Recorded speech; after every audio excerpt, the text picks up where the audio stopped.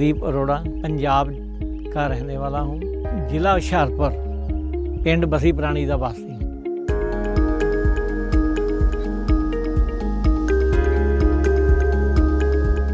Company वाले आए, मुझे बताया हमारा जोड़ा ट्रैक्टर आ वो इसका ਇਹਦਾ ट्रायल किया खेतों ट्रायल करने तो बाद मैं अपना जोड़ा पहला ट्रैक्टर लॉस से बेचिया तो इनू मैं खरीदिया। जदों का मैं ट्रैक्टर ये लिया डीजल का सारा कुछ मैं मतलब भुल चुका भी बहुत घट डीजल खाता और आलू लई स्पैशल पोटैटो स्पैशल ये बनया मतलब आलू लई बहुत ही कामयाब ट्रैक्टर है। इसमें ये जान ही बहुत है ट्रैक्टर कोई स्लिप नहीं होंदा। जिहड़े साडे कोल दूसरे ट्रैक्टर सीगे वो जिस वेले लिफ्ट असीं छड्डदे सीगे थोड़ा जिहा लिफ्ट ज़्यादा लगदी सी वो उत्थे ही घुम्मण लग पैंदे सी उहदे टायर।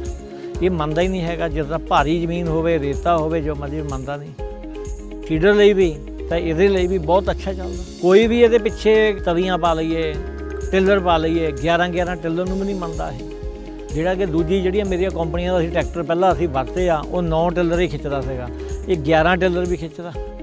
पूरे सीट मतलब एडजस्ट हो जाती है, उपर करो नीचे करो, पावर स्टेयरिंग आ मतलब पूरी जो भी चाहिए जिमीदार नूं सानू सारा वही बिल्कुल सारा कुछ मिल रहा ट्रैक्टर। डबल क्लच का सानू फायदा बहुत है जी।